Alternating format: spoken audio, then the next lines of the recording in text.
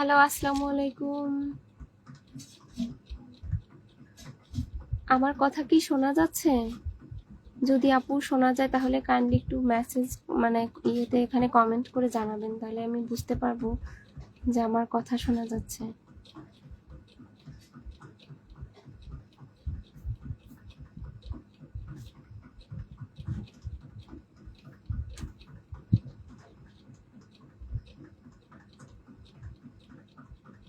ইসরাত জাহান আপু, আমার কথা কি শুনতে পাচ্ছেন?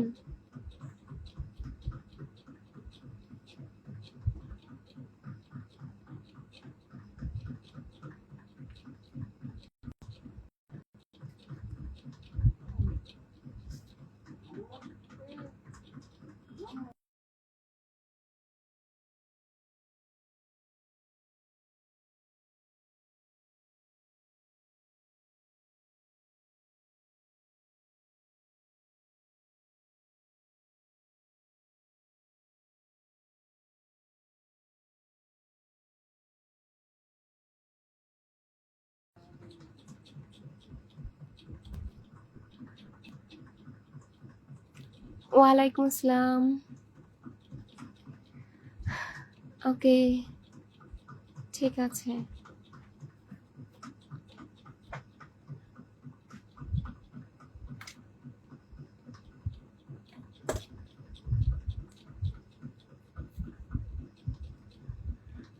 আচ্ছা, আমাদের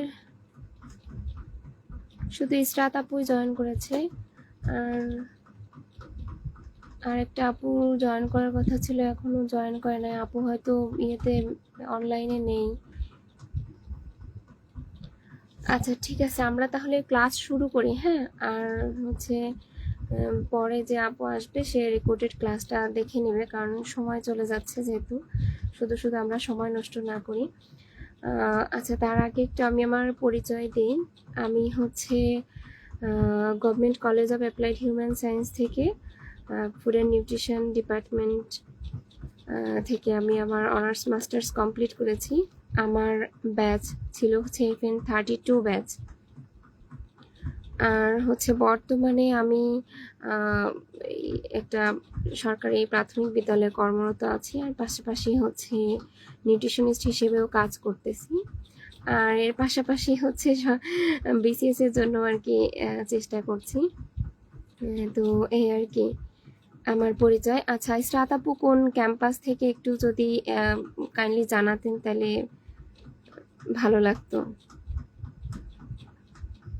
কোন ক্যাম্পাস আর কোন ডিপার্টমেন্ট থেকে, আর যদি একটু সেশন বা যদি ব্যাচ নাম্বারটা যদি একটু বলতেন। আমার সেশন হচ্ছে 2016-17।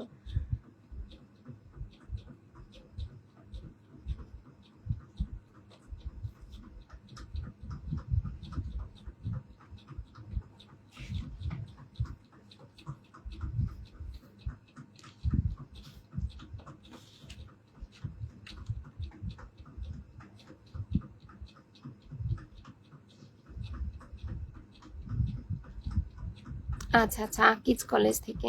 Very good.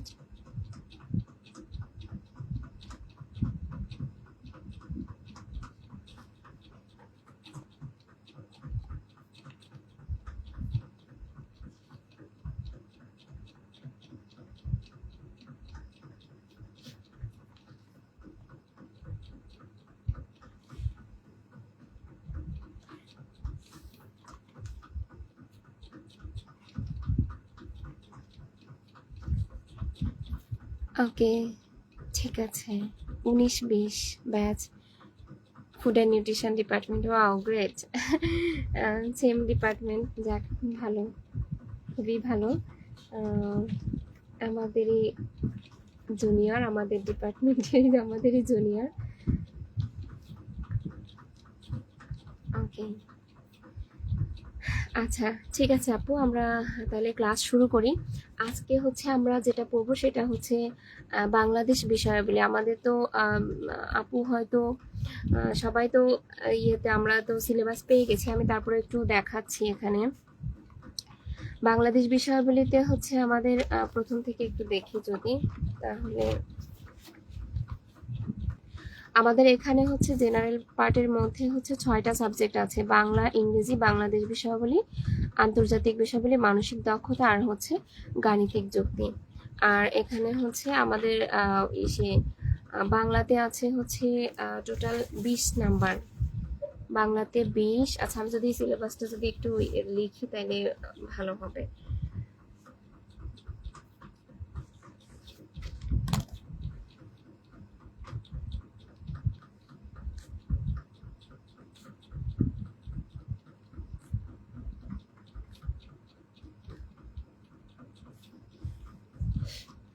তাহলে বাংলা পার্টে আছে হচ্ছে 20, আর এরপরে ইংরেজিতে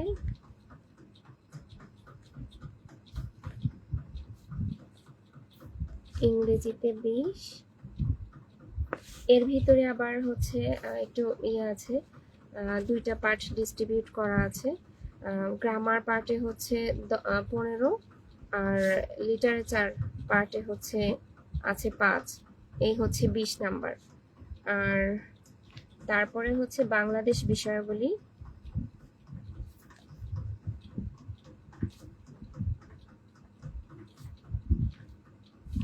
বাংলাদেশ বিষয়াবলীতে আছে হচ্ছে 20 নাম্বার, আর আন্তর্জাতিকে 20। আগে আমাদের সিলেবাসটা সম্পর্কে ভালো বুঝতে হবে, আইডিয়া নিতে হবে যে কোন কোন চ্যাপ্টারে কোন কোন বিষয়গুলো আছে, সেগুলো না বুঝলে আমাদের কিন্তু প্রস্তুতি ভালোভাবে আমরা নিতে পারবো না, যেহেতু আমাদের কিন্তু খুবই কম সময়, কারণ পরীক্ষা হচ্ছে অক্টোবরের মাঝামাঝিতে হওয়ার পসিবিলিটি আছে, যদিও এখনো ডেট দেয়নি, তবে আর কি অনেকেই আর কি অনুমান করতেছে আর কি, জানা যাচ্ছে যে অক্টোবরের মাঝামাঝিতে হতে পারে সম্ভাবনা। আর গণিতে আছে হচ্ছে 10 নাম্বার, আর লাস্ট হচ্ছে মানসিক দক্ষতা, মানসিক দক্ষতা আর ওই গণিত একই পার্ট হচ্ছে, এটাতে 10 নাম্বার। তো এই হচ্ছে আমাদের মূল সিলেবাসের যদি ওভারভিউ বলি, যে বাংলাতে 20, ইংরেজিতে 20, এখানে 15 আর 5, আর হচ্ছে বাংলাদেশ বিষয়াবলীতে হচ্ছে এখানে 20, আর আন্তর্জাতিকে হলো 20, গণিতে 10, মানসিক দক্ষতাতে 10। এখানে বাংলার ভিতরেও হচ্ছে 15 আর 5 করে ডিস্ট্রিবিউট করা আছে। হ্যাঁ, তো গ্রামার বাংলা ব্যাকরণ পার্ট যেটা, সেটাতে আছে হচ্ছে 15 নাম্বার, আর সাহিত্য পার্টে আছে হচ্ছে 5 নাম্বার। তো এই হচ্ছে আমাদের টোটাল 6টা সাবজেক্ট বলতে পারি। 6টা সাবজেক্টের ভিতরে কিন্তু অনেক পড়া, মনে হচ্ছে যে 6টা সাবজেক্ট মাত্র, এখানে পড়া তেমন নাই, মাত্র তো 6টা সাবজেক্ট, বাট ভিতরে কিন্তু অনেক পড়াশোনা। আজকে হচ্ছে আমরা যেটা পড়বো সেটা হলো বাংলাদেশ বিষয়াবলী। বাংলাদেশ বিষয়াবলীর প্রথম যে টপিকটা আছে আমরা সেটা দিয়েই শুরু করি। বাংলাদেশের জাতীয় বিষয়াবলী এখানে দেওয়া আছে, এটা কিন্তু আমরা বিসিএস এর প্রিপারেশন যারা নিচ্ছি তারা কিন্তু জানি যে এটা কিন্তু হিউজ বড় একটা সিলেবাস।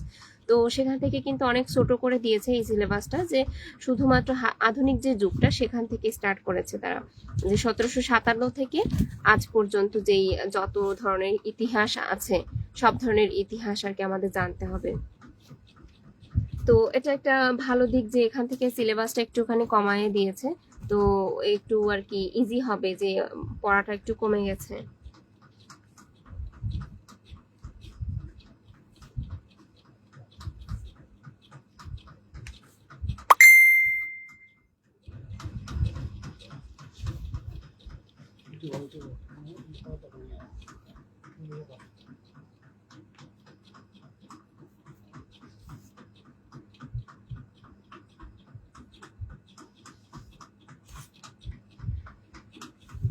ওকে, তো আমাদের সিলেবাসের শুরু হতো 1757 সাল। তো এই 1757 সালের সাথে কিন্তু আমরা খুবই পরিচিত একটা ঘটনা, এবং এটা আমরা সবাই জানি যে 1757 সালে এমন একটা গুরুত্বপূর্ণ ঘটনা ঘটেছিল। সেটা কি আমরা বলতে পারবো, মনে করতে পারবো যে 1757 সালের সাথে আসলে কোন ঘটনাটা জড়িত? এই 1757 সালের কথা শুনলে আমাদের প্রথমে যেটা মাথায় আসে সেটা হচ্ছে পলাশির যুদ্ধ। পলাশি যুদ্ধ, এই ডেটটা কিন্তু খুবই গুরুত্বপূর্ণ। আমি হচ্ছে একদম হাইলাইটেড যে বিষয়গুলো সেটা কিন্তু মানে বলে দিব, যে কারণ কোনগুলো পরীক্ষায় আসে সব থেকে বেশি এবং গুরুত্বপূর্ণ, যেটা একদম মনে রাখতেই হবে আমাদের, ওটা আমরা স্কিপ করতে পারবো না। তো এই পলাশির যুদ্ধর যে ডেটটা, এটা কিন্তু আমাদের অবশ্যই মনে রাখতে হবে, কারণ এটা কিন্তু পরীক্ষায় একদম যে কোনো পরীক্ষার জন্যই এটা গুরুত্বপূর্ণ। এটা 23শে জুন, 23শে জুন 1757 সাল, এই সালটা আমাদের মনে রাখতে হবে। তো এই 1757 সালে পলাশির প্রান্তরে হচ্ছে নবাবের সাথে ইংরেজদের যুদ্ধ হয়। কার সাথে? নবাবের সাথে। নবাবের সাথে ওই নবাব সিরাজউদ্দৌলার সাথে ইংরেজদের হলো যুদ্ধ হয়।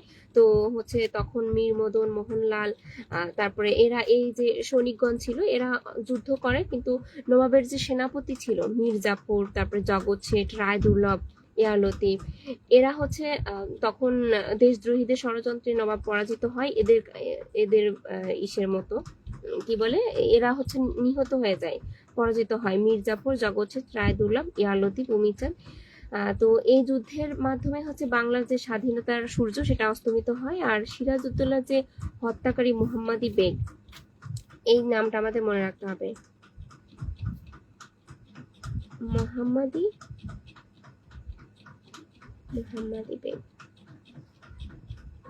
এই মোহাম্মদী বেগ হচ্ছে সিরাজউদ্দৌলার হত্যাকারী। এখন নবাব সিরাজউদ্দৌলা সম্পর্কে যদি আমরা একটু কিছু ইনফরমেশন লিখি, যে তার নবাব সিরাজউদ্দৌলা হচ্ছে আলীবর্দী খানের আলীবর্দী খান হচ্ছে তার নানা ছিল, আলীবর্দী খান। তো তার ছোট মেয়ে হলো আমেনা। এই আমেনার হচ্ছে বিয়ে হয় জয়নুদ্দিনের সাথে। তো তাদের ছেলে হচ্ছে সিরাজউদ্দৌলা। তো সিরাজউদ্দৌলার প্রকৃত নাম হচ্ছে মির্জা মোহাম্মদ আলী। মির্জা মোহাম্মদ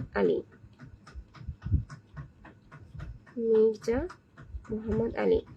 আচ্ছা, আমি হলো একদম মানে এগুলা হাইলাইটেড বিষয়গুলো লিখছি। আপনি হচ্ছে যখন ক্লাস করবেন তখন হচ্ছে হাইলাইটেড বিষয়গুলো লিখে রাখেন, আর পরে রেকর্ডেড ক্লাস দেখে হচ্ছে নোট করে নেবেন, তাহলে এটা বেশি ভালো হবে। তো সিরাজউদ্দৌলা হচ্ছে 23 বছর বয়সে হলো সিংহাসনে বসে। 23 বছর বয়সে সিংহাসনে বসে। আচ্ছা, আর তার বড় খালার নাম হচ্ছে ঘোষেটি বেগম। উনি হচ্ছে নবাবের বিরুদ্ধে আর কি ষড়যন্ত্র করে, ওই সময় আর কি ইংরেজগণ এই ষড়যন্ত্রে যোগ দেয়। আর তখনই হচ্ছে যে 23শে জুন 1757 সালে হচ্ছে হয়। আর ডেটটা হলো সে যে সিংহাসনে বসে সেই ডেট হচ্ছে 1756 সালের 10ই এপ্রিল। 1756 সালে 10ই এপ্রিলে তিনি 23 বছর বয়সে সিংহাসনে বসেন। আর 23শে জুন এই যে 23শে জুন 1757 সালে তখন ইংরেজদের সাথে আর কি নবাবের হয়, পলাশির যুদ্ধ সংঘটিত হয়। এরপরে আসি হচ্ছে মীর কাসিমের নাম হয়তো আমরা শুনেছি। মীর জাফর হচ্ছে ওই নবাবের যে এগেইনস্টে ছিল, নবাবের সেনাপতি ছিল মীর জাফর, দেশদ্রোহী বলা হয় মীর জাফর, তারপরে জগৎ শেঠ, রায় দুর্লভ, হ্যাঁ, এরা তো হচ্ছে ওর এগেইনস্টে গেছিল। আর এই মীর কাসিম ছিল হচ্ছে মীর জাফরের জামাই। তো ওই মীর জাফর হচ্ছে মীর কাসিম হচ্ছে 1760 সালে হচ্ছে বাংলার সিংহাসন আরোহণ করে। যখন নবাব সিরাজউদ্দৌলা পরাজিত হয়ে যায়, তখন হচ্ছে 1760 সালে গিয়ে মীর কাসিম ক্ষমতায় আসে।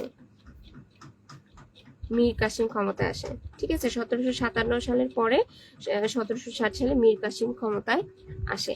তারপরে হচ্ছে বক্সারের যুদ্ধ, 1764 সালে বক্সারের যুদ্ধ হয়। বক্সারের যুদ্ধ হচ্ছে ইংরেজ বাহিনী আর হচ্ছে এই যে দিল্লির যে সম্রাট ছিল, সম্রাটের মিত্র বাহিনীর মধ্যে হয় বক্সারের যুদ্ধ। এই সালগুলা হচ্ছে আমাদের জানতে হবে, মনে রাখতে হবে। ঠিক আছে, এটা বক্সারের প্রান্তর একটা যে জায়গা সেখানে হয়।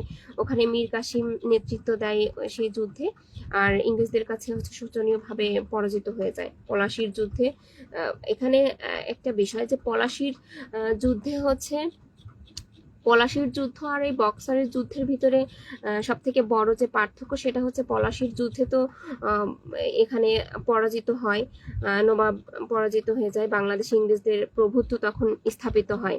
কিন্তু বক্সারের যুদ্ধে মিত্র শক্তির পরাজয়ের ফলে উপমহাদেশের সার্বভৌমত্ব শক্তি হয়, এই সময় আরো বেশি শক্তি আর কি অর্জন করতে পারে এই বক্সারের যুদ্ধে।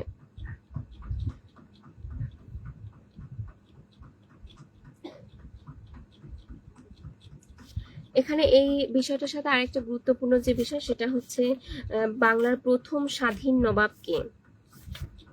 বাংলার প্রথম স্বাধীন নবাব, এটা একদম হাইলাইট করে লিখে রাখবেন কালার পেন দিয়ে। বাংলার প্রথম স্বাধীন নবাব হচ্ছে রশিদ কুলি খান।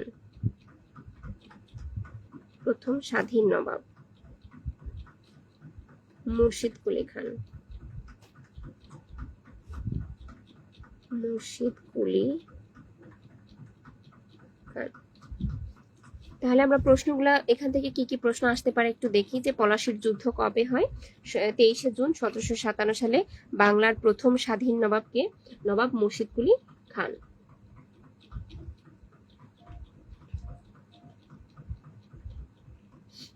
তারপর আরো প্রশ্ন আসতে পারে যে এখানে যে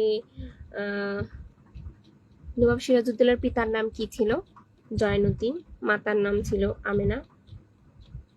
আর উনি সিংহাসনে বসেন কত সালে? সেটা 1756 সালে। ওকে। আর বক্সারের যুদ্ধ হয় কত সালে? 1764 সালে।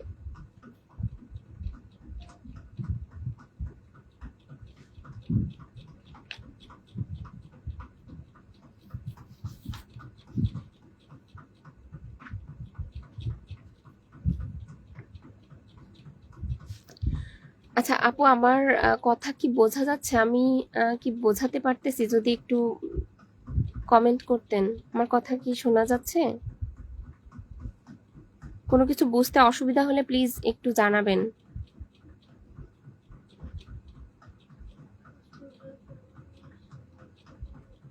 ইসরাত আপু,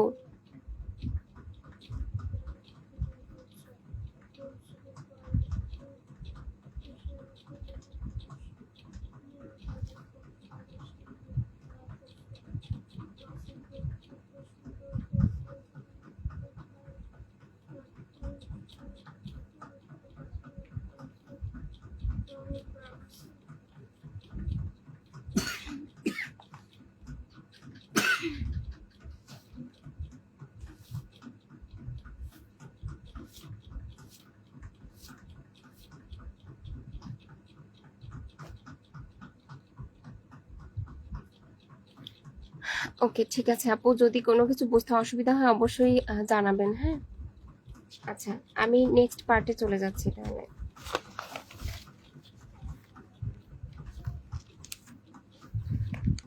আচ্ছা, এখানে কিছু বিষয় আছে আমরা একেবারে স্কিপ করতে পারবো না, যদিও এটা সিলেবাসে নাই, আমরা জাস্ট একটু জানার জন্য পড়ি।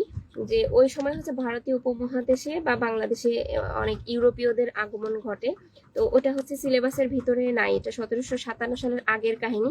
কিন্তু ওই ইতিহাসটা একটু আমরা জাস্ট একটু জেনে রাখি, কারণ এটা পরবর্তীতে ওনাদের বিষয় আবার আসবে, তো এই জন্য জাস্ট একটু আমি বলি, একটু মনোযোগ দিয়ে খালি শুনবেন। তো ওই সময় হচ্ছে পর্তুগিজরা আসে প্রথমে আসে 1510 সালের দিকে। তারপরে পর্তুগিজরা আসার পরে ইংরেজদের আগমন ঘটে 1600 সালের দিকে। তারপরে আসে হচ্ছে ওলন্দাজরা। পর্তুগিজদের আসার পরে ইংরেজরা আসে, ইংরেজদের পরে হচ্ছে ওলন্দাজরা আসে, তারপরে আসে হচ্ছে দিনেমার, এরপরে লাস্ট হচ্ছে ফরাসিরা আসে। ফরাসিরা হচ্ছে 1664 সালের দিকে আসে। এরাই হচ্ছে লাস্ট বাংলাদেশে বা ইউরোপ ভারতীয় উপমহাদেশে আর কি এদের আগমন হয়। তো এরা যখন আসে তখন হচ্ছে এরা তো বাণিজ্য করার উদ্দেশ্যে আমাদের এই উপমহাদেশে তাদের আগমন ঘটে। তো ওই সময় হচ্ছে ইউরোপ থেকে যে ভারতে যে আগমনের সময় তারা হচ্ছে জলপথের আবিষ্কার করে পর্তুগিজ নাবিক বার্থোলোমিও দিয়াজ। উনি হচ্ছে একটা জলপথ আবিষ্কার করে, ওটা হচ্ছে ইউরোপ হতে পূর্ব দিকে একদম ইন্ডিয়াতে আফ্রিকা মহাদেশের পশ্চিম আর দক্ষিণ উপকূল দিয়ে ইউরোপ থেকে ভারতের কালিকট মন্দিরে আর কি উপস্থিত হন উনি। এরপরে হচ্ছে পর্তুগিজদের যে আগমন, সেটা পর্তুগিজদের কিন্তু আর একটা নাম আছে পর্তুগাল। তো পর্তুগিজদের প্রথম বাণিজ্য কুঠি ওরা স্থাপন করে হচ্ছে ইসে কি বলে এটাকে, এই আলবুকার্ক, আলবুকার্ক নামক একটা জায়গা, সেখানে ভারতের যে পর্তুগিজ উপনিবেশের প্রথম গভর্নর ছিল হচ্ছে আলবুকার্ক। তো উনি হচ্ছে কোচিন, ভারতের কোচিন নামের একটা জায়গা আছে, তো ওই জায়গায় হলো প্রথম একটা দুর্গ নির্মাণ করেন। ওই দুর্গটি ভারতের প্রথম ইউরোপীয় দুর্গ বলা যায়। আর বাংলায় ইউরোপীয় বণিকদের মধ্যে প্রথম এসেছিল তো পর্তুগিজরা। তো পর্তুগিজগণ বাংলাদেশে হচ্ছে ফিরিঙ্গি নামে পরিচিত ছিল। আর পর্তুগিজ জলদস্যুদের বাংলায় বলা হতো হচ্ছে হারমাদ। ঠিক আছে। তারপরে তো ওলন্দাজরা আসে 1602 সালে। ওলন্দাজদেরকে সংক্ষেপে বলা হয় হচ্ছে ডাচ বা ওলন্দাজ, বা হল্যান্ডের অধিবাসী বলা হয়। হল্যান্ড থেকে তারা আসে, এজন্য তাদেরকে হচ্ছে ডাচ বা ওলন্দাজ বলা হয়। আর ডেনমার্ক থেকে যারা আসে তাদেরকে বলা হয় ডিনেমার বা ডেনিশ বলা হয়। এরপরে হচ্ছে ইংরেজদের আগমন হয়। ওই সময় হচ্ছে ইংল্যান্ডের রানী প্রথম এলিজাবেথ এবং দিল্লির যে সম্রাট আকবর ছিল, তার রাজত্বকালে আর কি প্রাচ্যের সাথে বাণিজ্য করার জন্য তখন কয়েকজন ইংরেজ আসে 1600 সালের দিকে। তখন তারা এসে ইস্ট ইন্ডিয়া কোম্পানি গঠন করে আর হচ্ছে বাণিজ্য কুঠি স্থাপন করে সম্রাট জাহাঙ্গীরের সময়। তো তখন হচ্ছে ক্যাপ্টেন হকিন্স উনার উনার এসে উনি একটা আবেদন করে। সেই আবেদন অনুযায়ী সম্রাট জাহাঙ্গীর সুরাট একটা জায়গা আছে, সেই সুরাটে হচ্ছে প্রথম বাণিজ্য কুঠি স্থাপন করার জন্য অনুমতি দেয়। তারপরে গিয়ে হলো সম্রাট শাহজাহানের শাসন আমলে গিয়ে তখন ওই বাণিজ্য কুঠিটা হচ্ছে তখন আবার আরেকটা বাণিজ্য কুঠি স্থাপন করে। সেটা হচ্ছে হরিহরপুর যে নামক জায়গা বাংলার মধ্যে, সে বাংলায় প্রথম বাণিজ্য কুঠি যেটা স্থাপন করে হরিহরপুরে। ওখানে হচ্ছে সম্রাট শাহজাহানের আমলে সেখানে ওরা আবার বাণিজ্য কুঠি স্থাপন করে। তারপরে এভাবে আস্তে আস্তে ওরা হচ্ছে পুরো ভারতীয় উপমহাদেশ, বাংলার পুরো জায়গায় ওরা হচ্ছে ছড়িয়ে পড়ে। তারপরে 1664 সালের দিকে হচ্ছে ফরাসিরা আসে। ওরা প্রায় 100 বছর এ দেশে হচ্ছে বাণিজ্য করে যায়। ওরা ফরাসিরা সর্বপ্রথম সুরাটে কুঠি স্থাপন করে এবং 1664 সালের দিকে আসে। আর ওদের হয় হচ্ছে 1760 সাল পর্যন্ত, প্রায় 100 বছর ওরা হচ্ছে এদেশে বাণিজ্য করে যায়। ঠিক আছে। এখন এর পরে যে বিষয়টা সেটা হচ্ছে যে ইস্ট ইন্ডিয়ার আমলে যে উপমহাদেশটা হয়, ওই আমরা এই বিষয়টা আমরা একটু পড়বো। যে ওই সময় হচ্ছে এলাহাবাদের একটা চুক্তি হয়, এলাহাবাদ নামক একটা চুক্তি হয়, এলাহাবাদ চুক্তি। এলাহাবাদ চুক্তি ওই সময় হচ্ছে ওই যে বক্সারের যুদ্ধ হলো 1764 সালে। সেই বক্সারের যুদ্ধে জয়লাভের পর হচ্ছে রবার্ট যে ক্লাইভ ছিলেন, সেই ক্লাইভ কিন্তু ইচ্ছা করলেই তিনি দিল্লি অধিকার করে শাসন করতে পারত, কিন্তু উনি তা করেন নাই। উনি হচ্ছে সম্রাট শাহ আলমের সাথে 1765 খ্রিস্টাব্দে এলাহাবাদে একটা চুক্তি স্বাক্ষর করে, আর এই চুক্তির ফলে হচ্ছে ইস্ট ইন্ডিয়া কোম্পানি গঠন করে। হ্যাঁ, এই সময় হচ্ছে এই 1765 সালে গিয়ে ইস্ট ইন্ডিয়া কোম্পানি গঠন করে। এলাহাবাদ চুক্তির মাধ্যমে ইস্ট ইন্ডিয়া কোম্পানি গঠন হয়। এটা হচ্ছে ওদের পলিসি ছিল যে ওরা দিল্লি শাসন না করে একটা ইস্ট ইন্ডিয়া কোম্পানি গঠন করবে, পরে সেখান থেকে ওরা আস্তে আস্তে পুরো বাংলাতে ছড়িয়ে যাবে।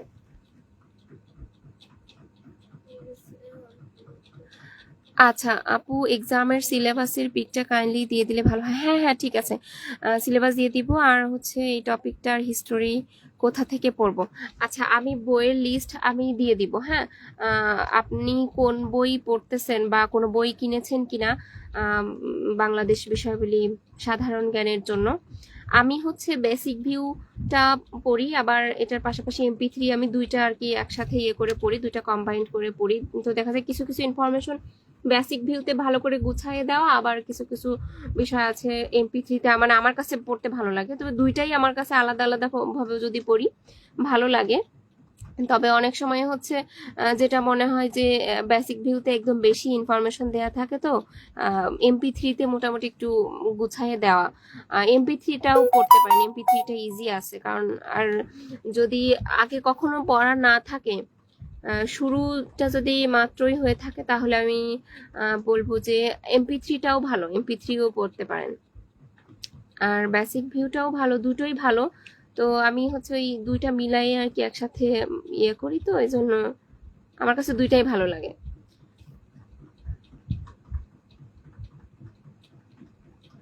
আচ্ছা, বই কেনেন নাই। আচ্ছা ঠিক আছে আপু, ওই বই হচ্ছে, বই তো কিনতে হবে কারণ বই ছাড়া তো আসলে পুরো অনলাইন থেকে তো অত কিছু ইয়ে করা যায় না, বই কিনতে হবে। বই কিনে নিয়েন, MP3 বা হচ্ছে বেসিক ভিউ, যে কোনো একটা কিনলেই হবে। বেসিক ভিউ কিনলে একটা প্লাস পয়েন্ট হচ্ছে এখানে বাংলাদেশ, আন্তর্জাতিক, ভূগোল আর সুশাসন, এই চারটা পার্টি আছে, যেটা আমাদের জেনারেল BCS এর জন্য চারটাই তো লাগে। তো এটা ভালো, এটা একসাথে চারটা সাবজেক্ট আছে, তো এই বইটা অনেক ভালো, এটা পড়তে পারেন। এখানেও সুন্দর তথ্যগুলো দেওয়া আছে এবং সব কোশ্চেনগুলো একসাথে দেওয়া আছে।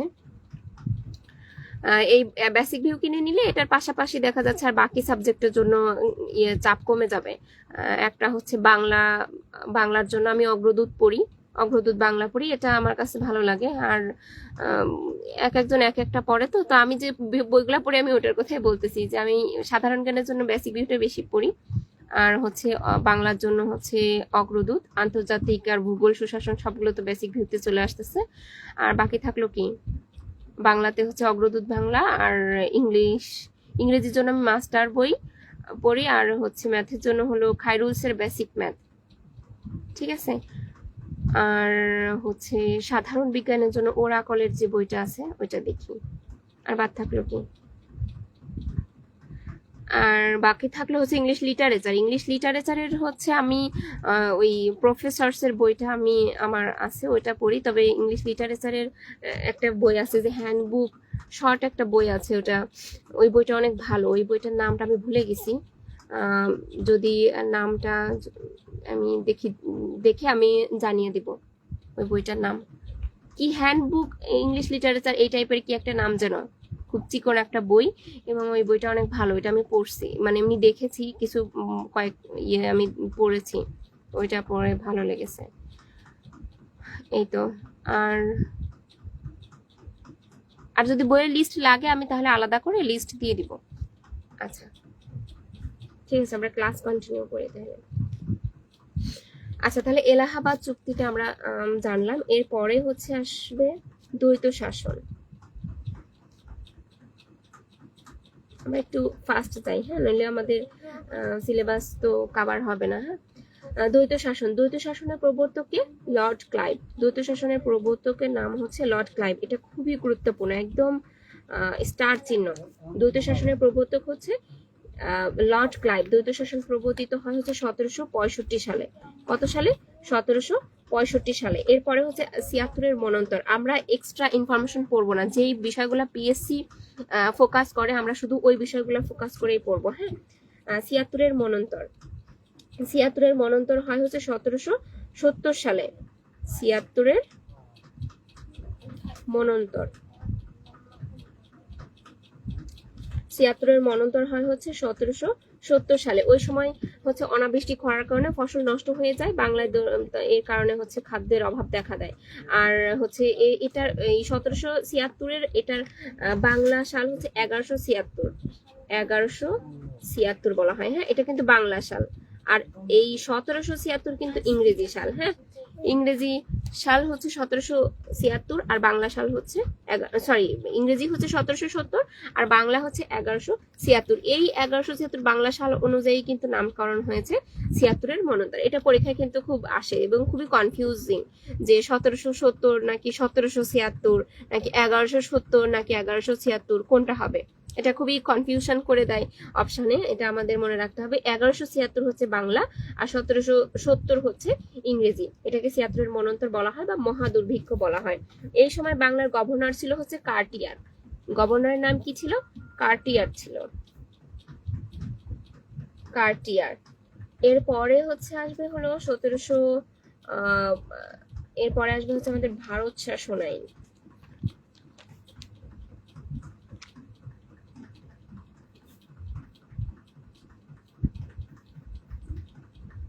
ভারত শাসন আইন, আচ্ছা ভারত শাসন আইন এটা দরকার নেই।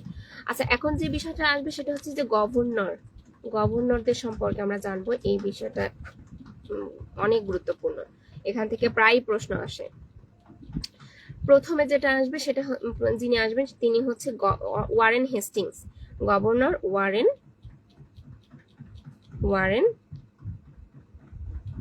হেস্টিংস। গভর্নর ওয়ারেন হেস্টিংস উনি হচ্ছে কি কি ইয়ে করেন, উনি হচ্ছে রাজস্ব বোর্ড করেন, রাজস্ব বোর্ড। তারপর হচ্ছে পাঁচশালা বন্দোবস্ত করেন, পাঁচশালা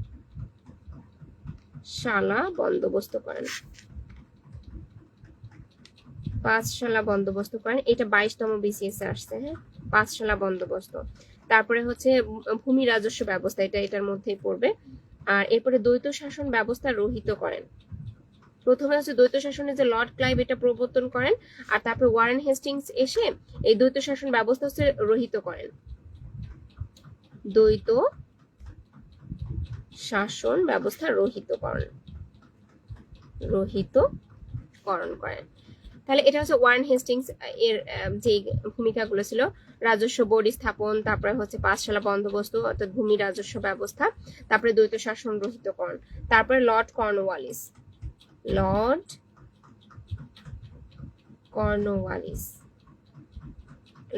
আমি একটু দ্রুত লিখছি তো হাতের লেখা একটু খারাপ হয়ে যাচ্ছে। আচ্ছা, লর্ড কর্নওয়ালিস ইনি হচ্ছে 10শালা বন্দোবস্ত করেন, 10শালা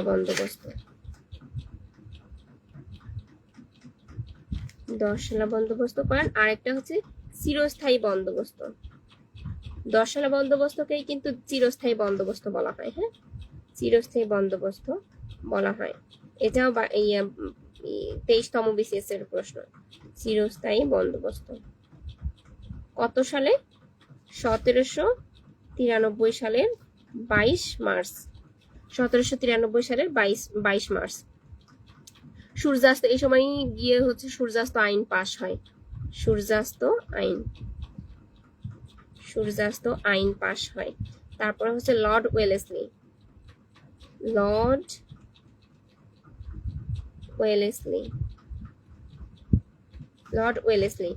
ইনি কি প্রবর্তন করেন? ইনি হচ্ছে অধীনতামূলক মিত্রতা নীতি,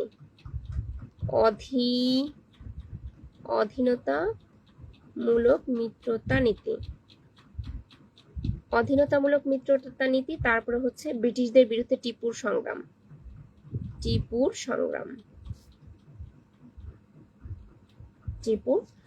লর্ড ওয়েলেসলি হচ্ছে টিপু সুলতানকে অধীনতামূলক মিত্রতা নীতি গ্রহণের জন্য আমন্ত্রণ জানান। টিপু এই আমন্ত্রণ হচ্ছে প্রত্যাখ্যান করেন। তখন হচ্ছে ওয়েলেসলি টিপুর বিরুদ্ধে 1799 সালে চতুর্থ মহীশূর যুদ্ধ আর কি ঘোষণা করে। এই আর কি টিপুর সংগ্রাম। এরপরে হচ্ছে তাহলে আমরা গভর্নর সম্পর্কে, 3জন গভর্নর সম্পর্কে জানলাম। তারপরে হচ্ছে আমরা যাই গভর্নর জেনারেল।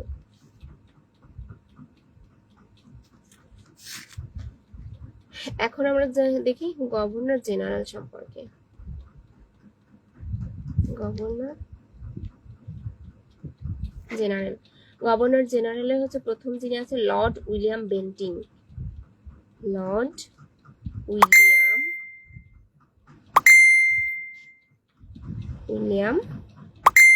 বেন্টিং।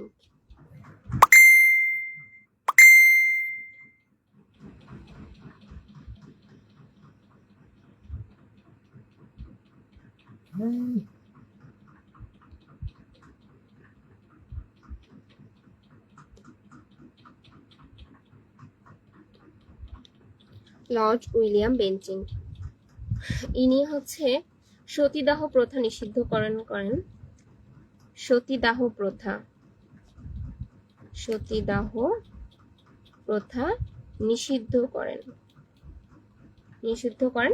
1829 সালের 4 ডিসেম্বর সতীদাহ প্রথা রহিত করেন। হ্যাঁ, 18 আমি সালটাও লিখে দিচ্ছি কারণ এটা ইম্পর্টেন্ট। উইলিয়াম বেন্টিং হচ্ছে 1829 সালের 4 ডিসেম্বর, তারিখের থেকে সালটা বেশি গুরুত্বপূর্ণ। হ্যাঁ, এটা কিন্তু 37তম বিসিএস এর প্রশ্ন। আমি কিন্তু বলে দিচ্ছি কোথা থেকে কখন কোন বিসিএস এর প্রশ্ন আসছে, তাহলে আমাদের ওই বিষয়গুলো কিন্তু একদম মাথায় গেঁথে রাখতে হবে। হ্যাঁ, সতীদাহ প্রথা নিষিদ্ধকরণ করেন 1829 সালে 4 ডিসেম্বর তারিখে। তো এরপর এই সময় হচ্ছে যে রাজা রামমোহন রায় কিন্তু ওনাকে হেল্প করেন, সহযোগিতা করেন। এরপরে আর কি তারপরে উনি আরো অনেক এসে কাজ করেন, সেটা হলো শিক্ষার প্রসারের জন্য উনি কাজ করেছিল, হ্যাঁ, শিক্ষার ক্ষেত্রে। তারপর হচ্ছে লর্ড ডালহৌসি, 2 নম্বর গভর্নর জেনারেল হচ্ছে লর্ড ডালহৌসি। লর্ড ডালহৌসি সত্য বিলোপ নীতি করেন, সত্য বিলোপ নীতি। তারপরে হচ্ছে রেল যোগাযোগ ব্যবস্থা, রেল যোগাযোগ।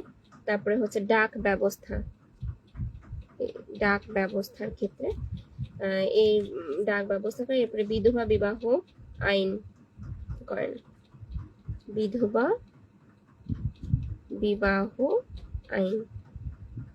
এই সময় হচ্ছে ঈশ্বরচন্দ্র আবার লর্ড ডালহৌসিকে হেল্প করেন 1856 সালে, এটা সালটাও দিয়ে দিলাম, 1856 সালে বিধবা বিবাহ আইন।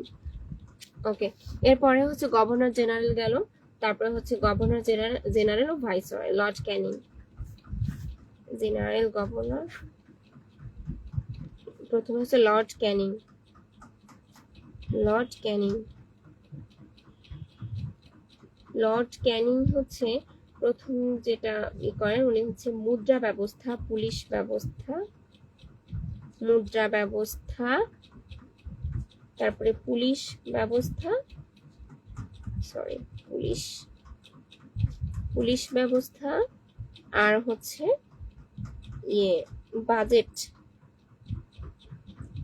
বাজেট ব্যবস্থা প্রবর্তন করেন।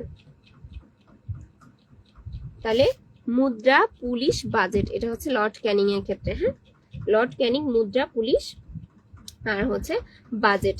এর পরের 2 নম্বর যেটা, সেটা হচ্ছে লর্ড মেয়ো। লর্ড মেয়ো হচ্ছে আদমশুমারি করেন। হ্যাঁ, উনি প্রথম আদমশুমারি করেন, 1872 সালে আদমশুমারি হয়। আদমশুমারি 1872, এই সালটা ইম্পর্টেন্ট। 1872 সালে আদমশুমারি প্রথম শুরু হয়। এটা কার আমলে হয়?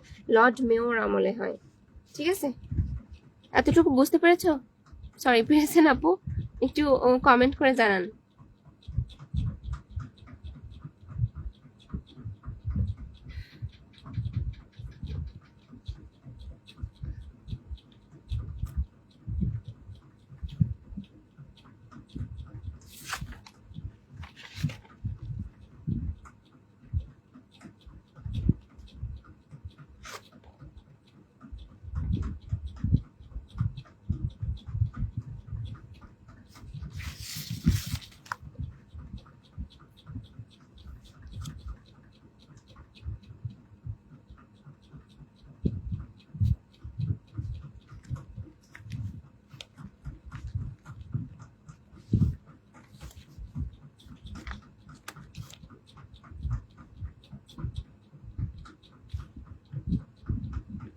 এর পরে আসবে সে হচ্ছে লর্ড কার্জন।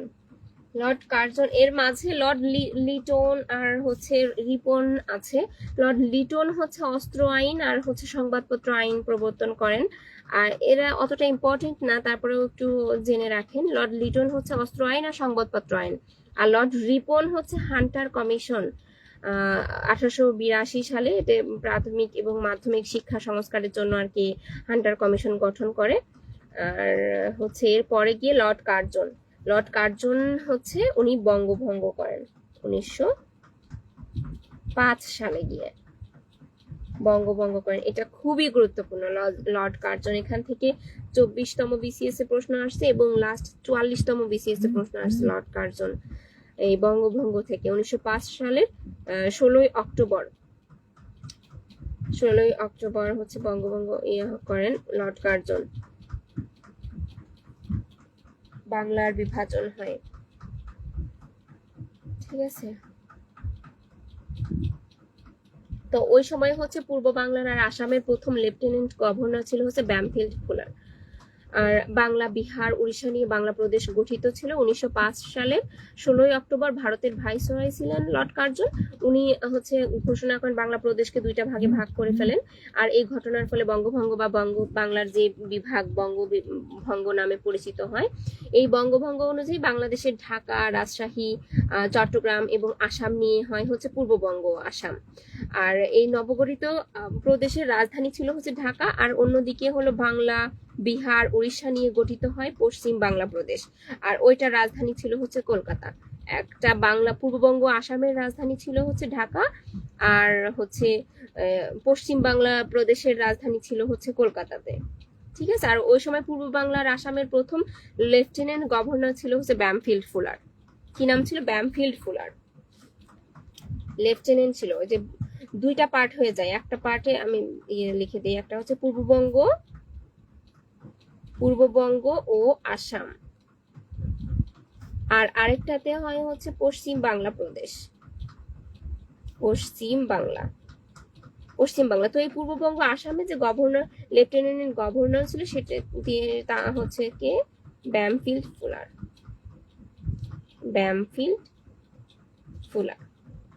ঠিক আছে। তো এরপরে হচ্ছে 1909 সালের দিকে হচ্ছে মর্লি মিন্টু সংস্কার আইন হয়। এরপরে এটা বঙ্গভঙ্গ হয় 1905 সালের কাহিনী। আর এরপরে হচ্ছে মর্লি মিন্টু সংস্কার, এটা লাগবে না। মর্লি মিন্টু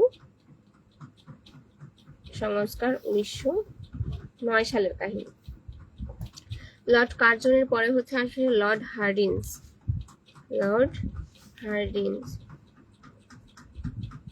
4 নাম্বার লর্ড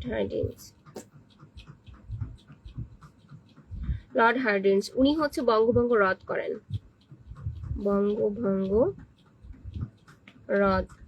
কত সালে? এটা হচ্ছে 1911 সালে বঙ্গভঙ্গ রদ করেন। হয় 1905 সালে, আর এটা রদ করেন 1911 সালে লর্ড হার্ডিন্স। দুইজনের সময় কিন্তু দুইটা ঘটনা ঘটে। লর্ড কার্জন এসে বঙ্গভঙ্গ করেন, আর লর্ড হার্ডিন্স এসে বঙ্গভঙ্গ রদ করে ফেলেন। মানে উনি এসে বাংলা বিভক্ত করে ফেলে, আর উনি এসে সেটা আবার মীমাংসা করে। ঠিক আছে। এই যে ওই সময় কিন্তু পূর্ববঙ্গ আসাম প্রদেশে মুসলমান সংখ্যাগরিষ্ঠ ছিল। তো ওই সময় হচ্ছে যে এখানে যে পূর্ববঙ্গ আসামে হচ্ছে মুসলিম সংখ্যাগরিষ্ঠ ছিল। তো ওই সময় রাজনৈতিক অর্থনৈতিক সুবিধাভোগী যে হিন্দু সম্প্রদায়ের যারা ছিল, তারা কিন্তু বঙ্গভঙ্গের বিরুদ্ধে আন্দোলন করেছিল। তো রবীন্দ্রনাথ ঠাকুরের পরামর্শে তখন কিন্তু রাখি বন্ধন অনুষ্ঠানের পরিকল্পনা গ্রহণ করা হয় ওই সময় থেকে। এই যে বঙ্গভঙ্গ থেকেই রবীন্দ্রনাথ ঠাকুরের রাখি বন্ধন অনুষ্ঠানের পরিকল্পনা করা হয়। বাঙালির ঐক্যের আহ্বান জানিয়ে রবীন্দ্রনাথ হচ্ছে বাংলার মাটি বাংলার জল এই গানটা তখন ওই সময় গিয়ে উনি রচনা করেন। আর হিন্দুরা অনেক বেশি আন্দোলন করে, আর এটা বেশি চাপের কারণে পরে 1911 সালে গিয়ে হচ্ছে রাজা পঞ্চম জর্জ হচ্ছে বঙ্গভঙ্গ রদ করেন। তখন 1912 সালে বঙ্গভঙ্গ রদের পর পূর্ব ও পশ্চিম বাংলাকে তখন তিনি একত্রিত করে ফেলেন এবং কলকাতাকে রাজধানী করে বেঙ্গল প্রদেশ সৃষ্টি করে। ওই সময় এটা রদ করে বেঙ্গল প্রদেশ সৃষ্টি করে আর কলকাতাকে রাজধানী করে।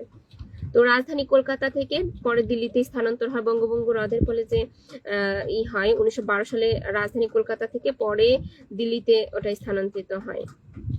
এটা পরে মুসলমানদের খুশি করার জন্য 1912 সালে আর কি রাজধানীটা স্থানান্তর করে নেওয়া হয়। এরপরে হচ্ছে মন্টেগু চেমসফোর্ড সংস্কার আইন 1919 সালে হয়।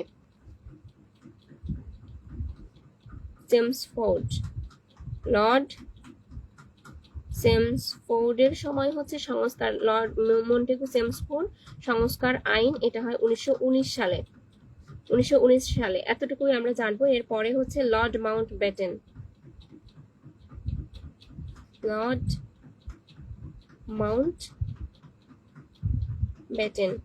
1947 সালে যে ভারত বিভাগ হয় এবং স্বাধীনতা হয়ে যায়। 1947 সালে ভারত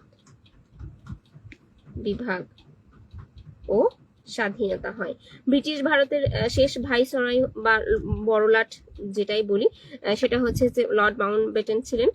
ভারত বিভাগের সময় হচ্ছে ইংল্যান্ডের প্রধানমন্ত্রী ছিলেন হচ্ছে এটলি। ইংল্যান্ডের ওই সময় হচ্ছে ইংল্যান্ডের প্রধানমন্ত্রী ছিলেন হচ্ছে এটলি। তো ওই 1947 সালের 18 জুলাই ব্রিটিশ পার্লামেন্টে ভারত স্বাধীনতা আইন পাশ হয়। 1947 সালের 18 জুলাইতে হচ্ছে ভারত শাসন আইন পাশ হয়। তারপরে 1947 সালের 14 আগস্ট করাচিতে পাকিস্তান স্বাধীন হয়, আর 15 আগস্ট হচ্ছে ভারত স্বাধীন হয়। তো তখন পাকিস্তান আর ভারত নামে দুইটা রাষ্ট্র তখন তৈরি হয়। আর তখন রেডক্লিফের নেতৃত্বে, যে রেডক্লিফের নেতৃত্বে ভারত আর পাকিস্তানের মধ্যে সীমারেখা চিহ্নিত করে। আর এই তখন রেডক্লিফ কমিশন নামে আর কি যেটা পরিচিত হয়। আর আরেকটা গুরুত্বপূর্ণ যেই একটা লাইন, সেটা হচ্ছে অবিভক্ত বাংলার শেষ গভর্নর ছিলেন কে?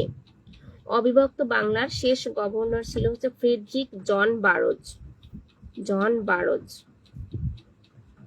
অবিভক্ত বাংলার শেষ গভর্নর ছিল ফ্রেডরিক জন বারোজ।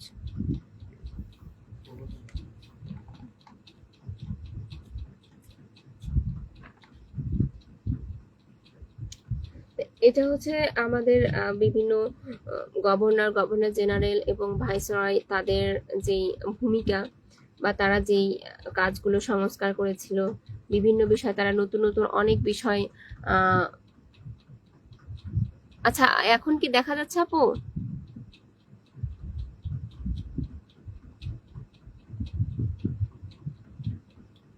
এখন কথা ক্লিয়ার শোনা যাচ্ছে?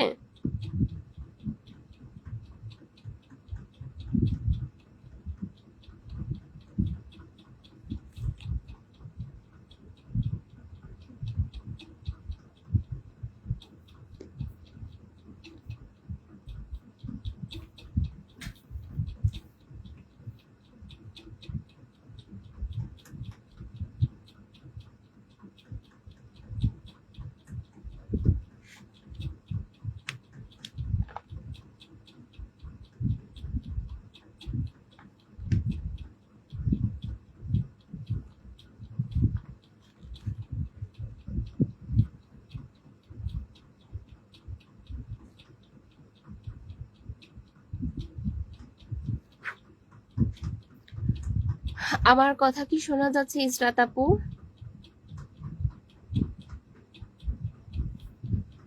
একটু কমেন্ট করেন, না হলে আমি বুঝতে পারতেছি না।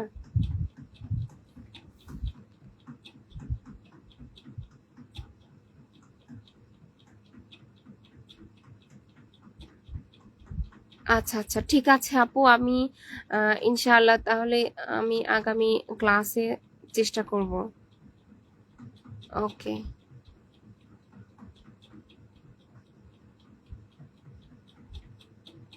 আচ্ছা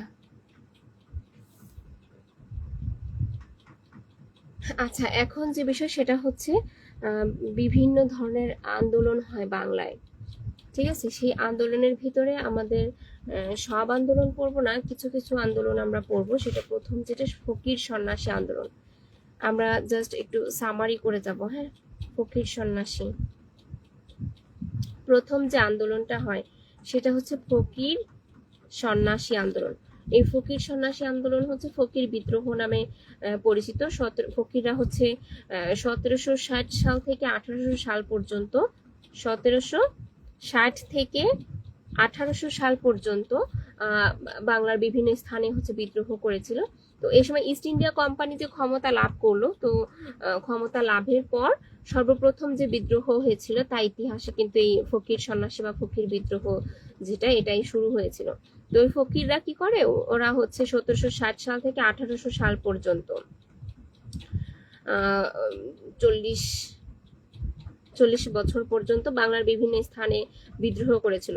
তো ফকিরদের সাথে তখন সন্ন্যাসীরাও একসাথে ঐক্যবদ্ধ হয় এবং কোম্পানির বিরুদ্ধে বিদ্রোহ, ব্রিটিশ ইস্ট ইন্ডিয়া কোম্পানির বিরুদ্ধে বিদ্রোহ ঘোষণা করে।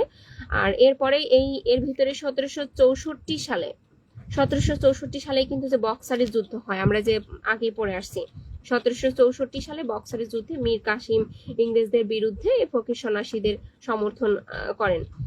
তারপরে হচ্ছে ফকির সন্ন্যাসীগণ মীর কাসিমের পক্ষে যুদ্ধ করেছিল। বক্সারের যুদ্ধে মীর কাসিম পরাজিত হয়ে যায়।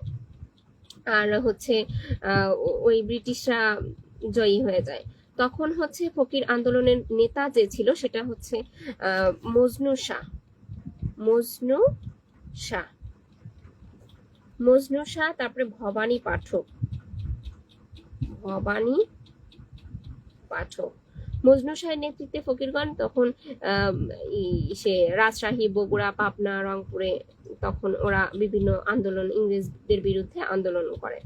তো এরপরে হচ্ছে চাকমা বিদ্রোহ। চাকমা বিদ্রোহ হয়। চাকমা বিদ্রোহটা অতটা ইম্পর্টেন্ট না, জাস্ট আমরা একটু জেনে রাখি যে চট্টগ্রাম জেলা ইস্ট ইন্ডিয়া কোম্পানির বিরুদ্ধে চাকমারা তখন ওনাদের বিরুদ্ধে আর কি ইয়ে করে, আন্দোলন করে। তারপর হচ্ছে তিতুমিরের আন্দোলন। তিতুমিরের আন্দোলনটা একটু ইম্পর্টেন্ট। তিতুমিরের আন্দোলন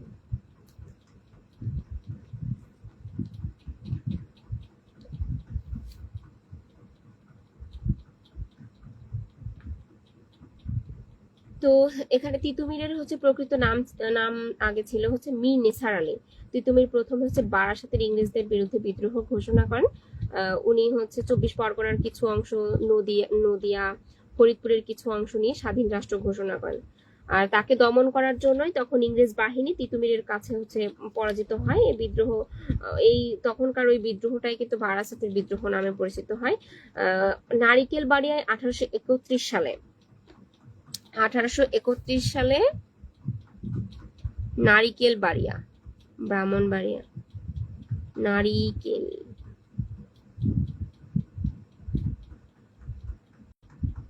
নারিকেল বাড়িয়া উনি বাঁশের কেল্লা নির্মাণ করেন।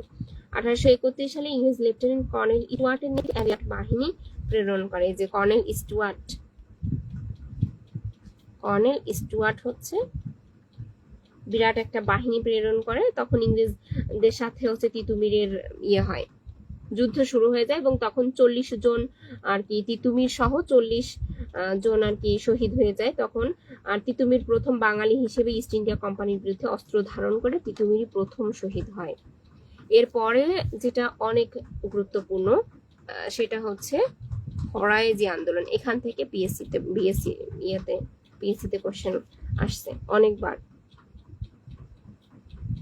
ফরায়েজি আন্দোলন এটা ইম্পর্টেন্ট, একদম স্টার মার্ক। তো ফরায়েজি আন্দোলন হচ্ছে হাজী শরিয়তুল্লাহ। ফরায়েজি নামটা হাজী শরিয়তুল্লাহ। ফরায়েজি আন্দোলনের সাথে কে? হাজী শরিয়তুল্লাহ। আর ফরায়েজি আন্দোলনের প্রধান কেন্দ্র ছিল ফরিদপুর জেলা, ঢাকা, বরিশাল, ময়মনসিংহ। আর যোগী থেকে খাজনা কি বলবে, হাজী শরিয়তুল্লাহর মৃত্যুর পরে এই আন্দোলনের নেতৃত্ব দেন উনারই পুত্র মহসিন উদ্দিন ওরফে আর কি দুদু মিয়া। উনি হচ্ছে জমি থেকে খাজনা আদায় আল্লাহর আইনের পরিপন্থী। এই খাজনা আদায়ের জন্য জমিদারদের অত্যাচার রোধ করবে উনি আর কি এই উক্তিটা করেন। তো উনার নেতৃত্বে ফরাজি আন্দোলন রূপ নেয় সশস্ত্র সংগ্রামে। হাজী শরিয়তুল্লাহর যে পুত্র মহসিন উদ্দিন, ওনার নেতৃত্বে আর কি এটা সশস্ত্র সংগ্রামে রূপ নেয়। এরপরে হচ্ছে সিপাহী বিদ্রোহ 1857 সালে। তারপরে সিপাহী বিদ্রোহ 1857 সালে। তো 1856 সালে এনফিল্ড নামক এক প্রকার বন্দুকের ব্যবহার শুরু হয়। ওই সময় হচ্ছে কার্তুজ, বন্দুকের কার্তুজ যেটা সেটা দাঁত দিয়ে কেটে বন্দুকে ব্যবহার করতে হতো।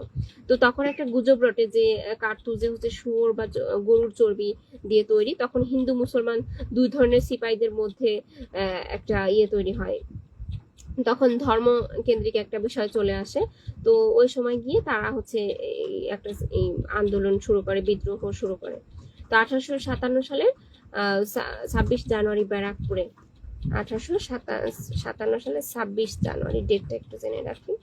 তো 26 জানুয়ারি ব্যারাকপুরে হচ্ছে তখন সিপাহী বিদ্রোহ শুরু হয়, ব্রিটিশ বিরোধী কেন্দ্র আর কি তৈরি হয়। আচ্ছা, সিপাহী বিদ্রোহের যে সূচনা করে সেটা হচ্ছে মঙ্গল পান্ডে।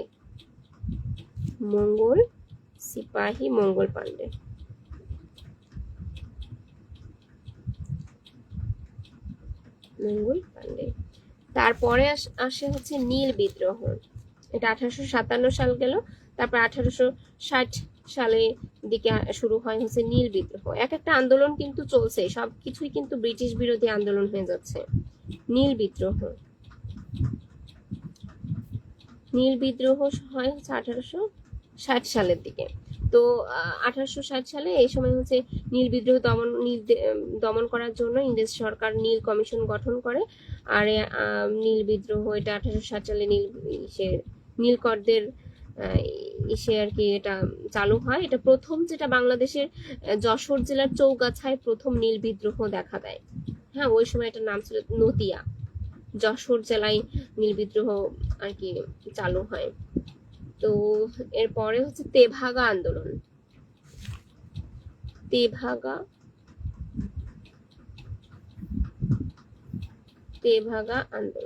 তেভাগা আন্দোলন হচ্ছে 1946 সাল থেকে 47 সাল পর্যন্ত চলে এবং 19টা জেলায় তেভাগা আন্দোলন শুরু হয় এবং এই আন্দোলনের নেতৃত্ব দেন হচ্ছে ইলা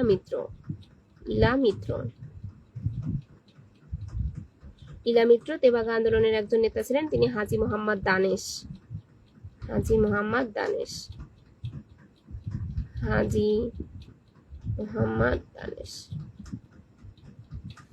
এরপরে হচ্ছে আলীগড় আন্দোলন।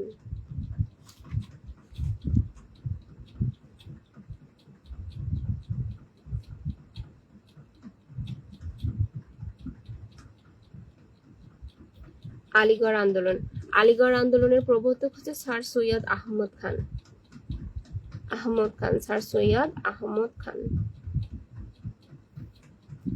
আলীগড় আন্দোলনের প্রবর্তক স্যার সৈয়দ আহমদ খান 1920 সালে আলীগড় মুসলিম বিশ্ববিদ্যালয়ে উনি নামকরণ করেন। আচ্ছা, এই সময় হচ্ছে অসহযোগ আন্দোলন, তারপরে খেলাফত, ফরাজি আন্দোলন সবগুলোই কিন্তু ব্রিটিশ বিরোধী আন্দোলন ছিল।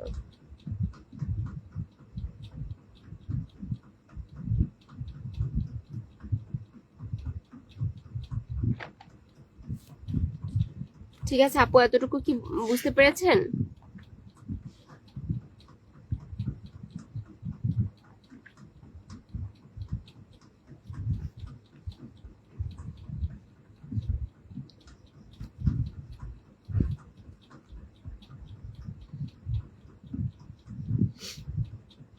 আমরা এর পরের পার্টে যাই।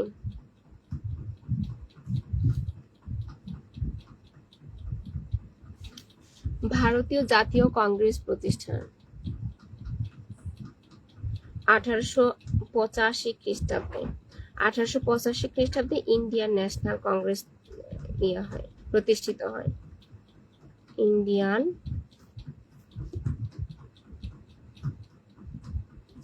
ন্যাশনাল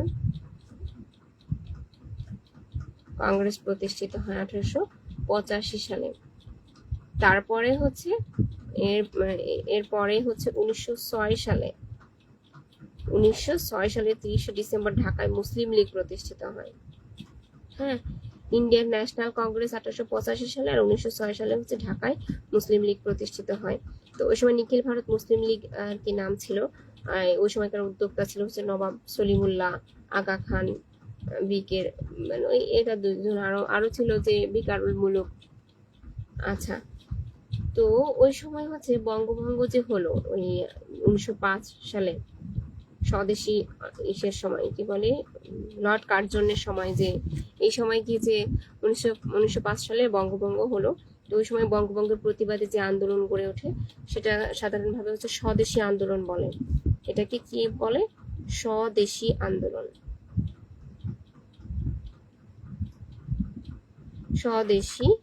আন্দোলন।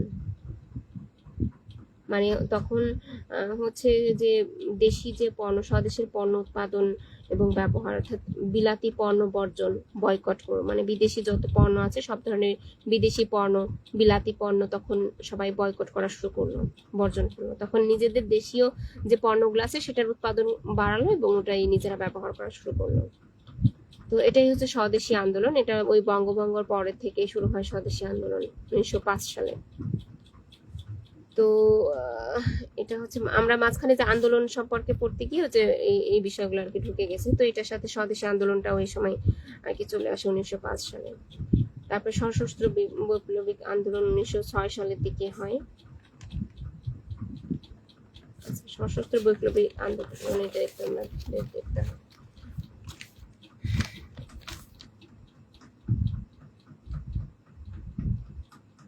সশস্ত্র বৈপ্লবিক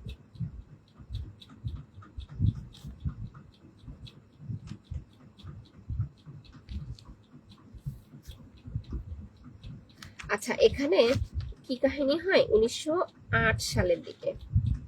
1908 সালে বাংলার গভর্নর হচ্ছে এন্ড্রু ফ্রেজার, আর হচ্ছে পূর্ববঙ্গ আর আসামের লেফটেন্যান্ট গভর্নর ছিল ব্যামফিল্ড ফুলার। ঠিক আছে, এন্ড্রু ফ্রেজার আর হচ্ছে ব্যামফিল্ড ফুলারকে হত্যা করার চেষ্টা করা হয়। তো ওই সময় হচ্ছে যারা আর কি বিপ্লব বা আন্দোলন করতো তারা হচ্ছে এটা তাদের যে টার্গেট ছিল এটা ব্যর্থ হয়, অর্থাৎ এন্ড্রু ফ্রেজার আর ব্যামফিল্ড ফুলারকে ওরা হত্যা করতে চায় কিন্তু করতে পারে না, ওরা ফেল হয়। তো এরপরে যারা বিপ্লবী ছিল আর কি তাদের একটা লক্ষ্য ছিল যে প্রধান প্রেসিডেন্সি ম্যাজিস্ট্রেট কিংসফোর্ড ওনাকে হচ্ছে টার্গেট করেছিল, যে তো টার্গেট করে ক্ষুদিরাম আর হচ্ছে প্রফুল্ল চাকি, ক্ষুদিরাম আর হচ্ছে প্রফুল্ল চাকি। তো ওই সময় বিহারের মুজাফফরপুরে কিংসফোর্ডের গাড়ি মনে করে লক্ষ্য করে হচ্ছে বোমা নিক্ষেপ করে, কিন্তু ওই গাড়িতে দুর্ভাগ্যজনক ভাবে হচ্ছে কিংসফোর্ড ছিলেন না, সেখানে ছিল হচ্ছে ইংরেজদের মানে অন্য এক ইংরেজের স্ত্রী আর কন্যা ছিল। তো ওই সময় ওই বোমায় দুজনই তারা নিহত হয়। তো তখন হচ্ছে ক্ষুদিরাম ধরা পড়ে যায়, তো তখন ওই ক্ষুদিরামের ফাঁসি হয়ে যায়, আর প্রফুল্ল চাকি হচ্ছে নিজেই তখন আত্মহত্যা করেন। তো বঙ্গভঙ্গ রদের পরের বিপ্লবী আন্দোলন চলতে থাকে। তো তারপরে বাংলার সশস্ত্র আন্দোলনের সব থেকে উল্লেখযোগ্য যে ঘটনা সেটা হচ্ছে চট্টগ্রামের অস্ত্রাগার লুণ্ঠনের ঘটনা। ঠিক আছে, এই সময় কি হয় 1930 সালের দিকে ন্যাশনাল ইনস্টিটিউটের শিক্ষক সূর্য সেন, যিনি মাস্টার দা সূর্য সেন নামে পরিচিত, 1930 সালে দলবল নিয়ে হচ্ছে চট্টগ্রামের অস্ত্রাগার হচ্ছে লুণ্ঠন করে 1930 সালে। ওই সূর্য সেন চট্টগ্রামের মাস্টারদার সূর্য সেন উনি হচ্ছে চট্টগ্রামের অস্ত্রাগার লুণ্ঠন করে। আর অস্ত্রাগার লুণ্ঠনের পরের উল্লেখযোগ্য ঘটনা হলো 1932 সালের দিকে, 1932 সালের সেপ্টেম্বরের দিকে তখন এই প্রীতিলতা ওয়াদ্দেদার, প্রীতিলতা ওয়াদ্দেদারের নেতৃত্বে তখন পাহাড়তলী রেলওয়ের ক্লাব আক্রমণ হয়। আর ওই সময় হচ্ছে ব্রিটিশ সরকার এই সূর্য সেন সহ এদেরকে মানে ধরে ফেলে। তখন 1934 সালের দিকে তাদেরকে হচ্ছে ফাঁসি দেওয়া হয়। 1934 সালে তখন ওদের ফাঁসি দিয়ে দেওয়া হয়। তখন ব্রিটিশ বিরোধী আন্দোলনের প্রথম শহীদ হচ্ছে বলা হয় ক্ষুদিরামকে। হ্যাঁ, ব্রিটিশ বিরোধী আন্দোলনের প্রথম শহীদ ক্ষুদিরাম। আর আরেকটা প্রশ্ন এটার সাথে লিখে রাখবেন, সেটা হচ্ছে ব্রিটিশ বিরোধী আন্দোলনের প্রথম নারী শহীদ হচ্ছে প্রীতিলতা। ঠিক আছে, দুইটা পয়েন্ট পাশাপাশি লিখে রাখবেন যে ব্রিটিশ বিরোধী আন্দোলনের প্রথম শহীদ ক্ষুদিরাম, ব্রিটিশ বিরোধী আন্দোলনের প্রথম নারী শহীদ হচ্ছে প্রীতিলতা ওয়াদ্দেদার। এটা কিন্তু গুরুত্বপূর্ণ। ঠিক আছে, এরপরে হচ্ছে লখনৌ চুক্তি হয় 1916 সালে। আমরা জাস্ট সালটা মনে রাখবো, লখনৌ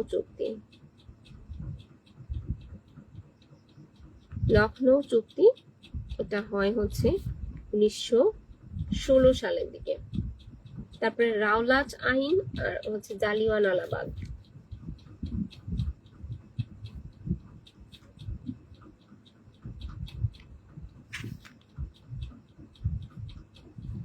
রাওলাট আইন ও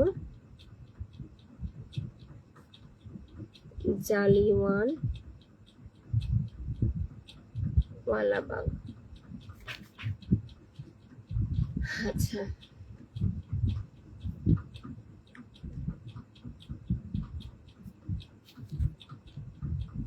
এটা হচ্ছে 1919 সালের কাহিনী। হ্যাঁ, এটা 1919 সালে।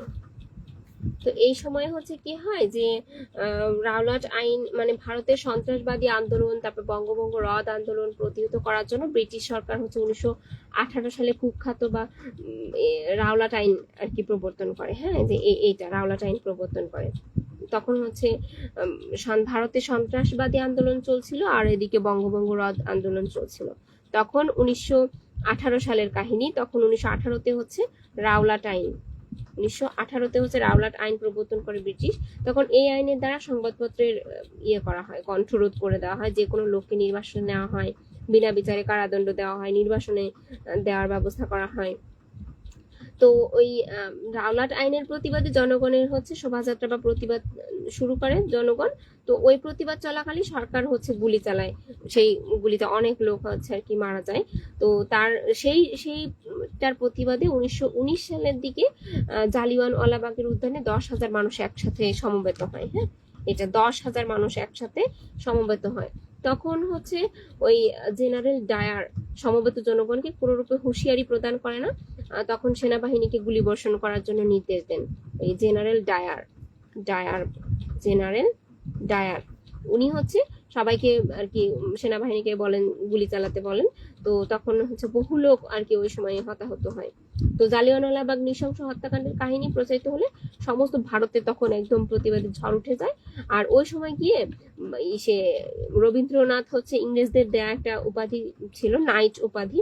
তো ওই সময় জালিয়ানওয়ালাবাগের এই ঘটনার জন্য রবীন্দ্রনাথ হচ্ছে ইংরেজদের দেওয়া, ব্রিটিশদের দেওয়া নাইট উপাধি ওই সময় আর কি উনি প্রত্যাখ্যান করেন, যে লাগবে না তোমাদের এই উপাধি আমার, তোমরা যেহেতু আমাদের দেশের মানুষের উপরে এরকম হত্যা করলে, এরকম নির্বিচারে এত গুলি চালালে, এত মানুষ মারা গেল, তখন হচ্ছে সে 1919 সালের দিকে নাইট উপাধিটা আর কি প্রত্যাখ্যান করেন।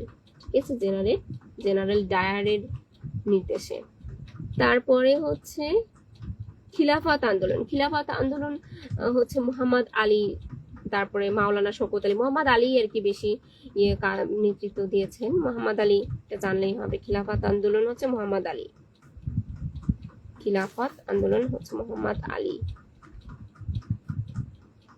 আলী। এরপরে হচ্ছে অসহযোগ আন্দোলনের সাথে যে নামটা জড়িত সেটা হচ্ছে মহাত্মা গান্ধী। অসহযোগ ও খিলাফত আন্দোলন। খিলাফত তো মোহাম্মদ আলী, আর অসহযোগ হচ্ছে মহাত্মা গান্ধী।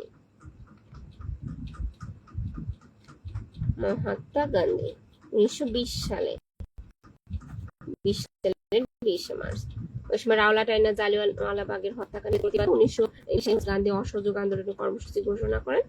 আর ওই সময় এর মানে হচ্ছে ভারতীয়গণ ব্রিটিশ সরকারের সাথে সহযোগিতা করা থেকে বিরত থাকবে, অফিস আদালতের কাজ কিছুই করবে না, আর হচ্ছে ব্রিটিশ সরকারের দেওয়া যত উপাধি আছে সেগুলো সব বর্জন করবে। তো এটা হচ্ছে ছিল অসহযোগ আন্দোলন। এরপর হচ্ছে স্বরাজ দল বা বেঙ্গল প্যাক্ট 1923 সাল।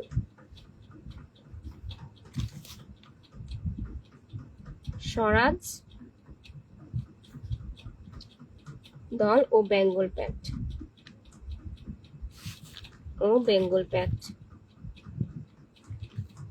1923 সাল। চিত্তরঞ্জন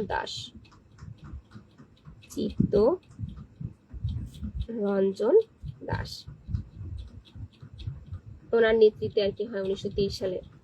তারপরে হচ্ছে সাইমন কমিশন 1927 সাল থেকে 1930 সাল। সাইমন কমিশন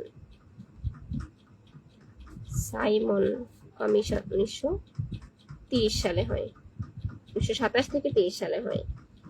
শুরু হয় 1927 সাল থেকে 30 সাল পর্যন্ত আর কি থাকে। তারপরে হচ্ছে ভারত শাসন আইন।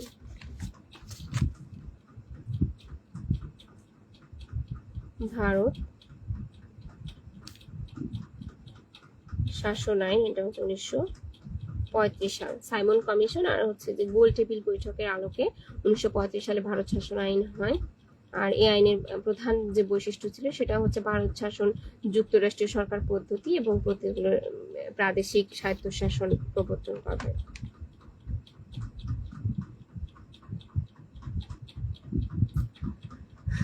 তো এটা হচ্ছে আমাদের মোটামুটি ব্রিটিশদের 1757 সাল থেকে, হ্যাঁ, ব্রিটিশদের সময়কাল থেকে শুরু করে নবাবী আমল থেকে 1757 সাল থেকে আমরা মোটামুটি চলে আসছি 1937 সাল পর্যন্ত চলে আসছি।